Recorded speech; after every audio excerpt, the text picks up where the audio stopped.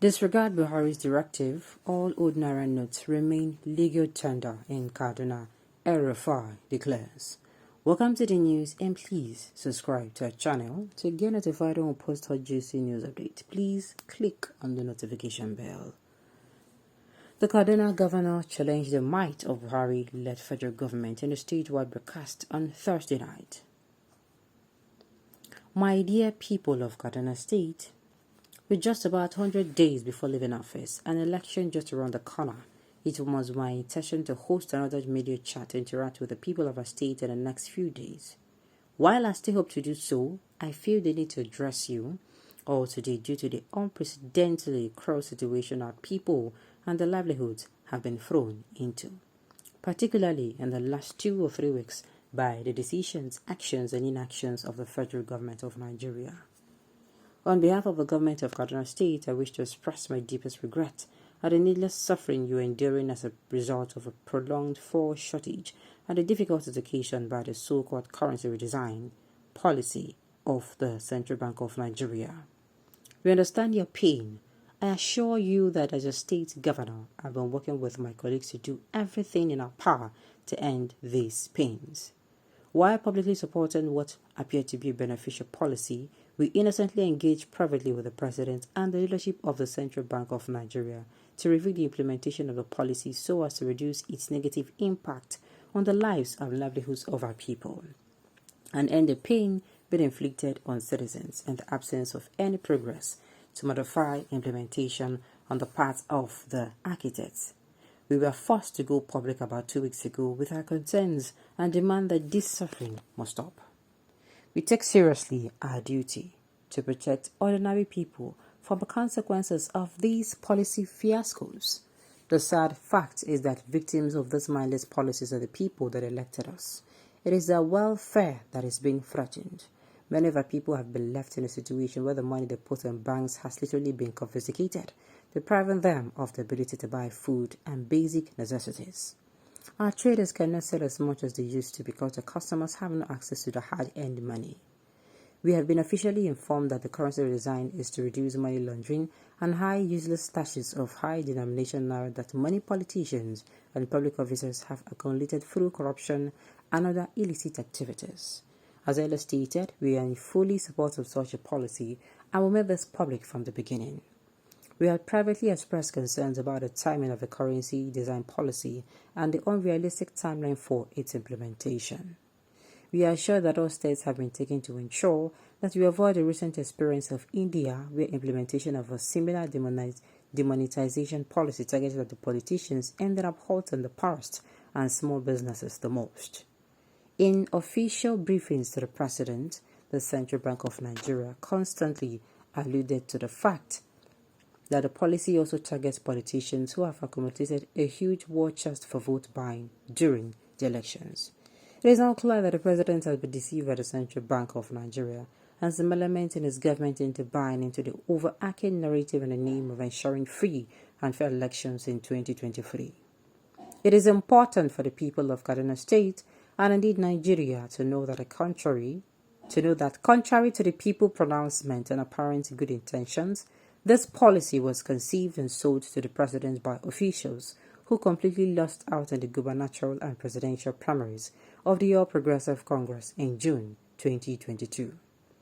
Once Asiwaju Bola Tinubu emerged as a candidate in June 2022 and subsequently did not pick one of them as his running mate, this currency redesign policy was conceived to ensure that the All Progressive Congress presidential candidate is deprived of what they alleged is humongous war chest. They also sought to achieve any one or more of the following objectives: create a nationwide shortage of cash so that citizens are incited to vote against the All Progressive Congress candidate across the board, resulting in massive losses for the party in all the elections. Ensure the cash crunch is so serious, along with the contrived and enduring fuel shortage existing since September 2022, that the 2023 election do not hold at all, leading to an interim national government to be led by a retired army general. Sustain the climate of shortage of fuel, food and other necessities, leading to mass protests, violence and breakdown of law and order that will provide a fertile foundation for a military takeover. In the pursuit of these objectives, the Central Bank of Nigeria and these other disgruntled federal officials have so far convinced the president that it is fine for ordinary citizens to be dispossessed of their hard-earned money and starved if need be, while small and medium-sized businesses are deprived of access to the capital, thereby bringing trade and exchange to a grinding halt. Our efforts to modify implementation of the policy to avoid what we assumed were unintended consequences were unsuccessful. I chose to speak out first, as one person that has been particularly close to the president, believing that his actions were motivated by innocence and mindful of his legacy. I have no regrets for doing my duty in this regard. One day the president will appreciate what some of us are being insulted for today. Yet, the politicians that the officials have convinced the president to regard as the real target of a currency design policy have not impeded in any way by it so far. Indeed, two of the presidential candidates and a running mate of opposition parties own or have preferred access to some of the licensed banks. For that reason, and by various clandestine arrangements, these politicians have access to the hundreds of millions of these new notes, while the traders, merchants, students, and other citizens are queuing for days to withdraw a few thousand naira just to buy food and necessities.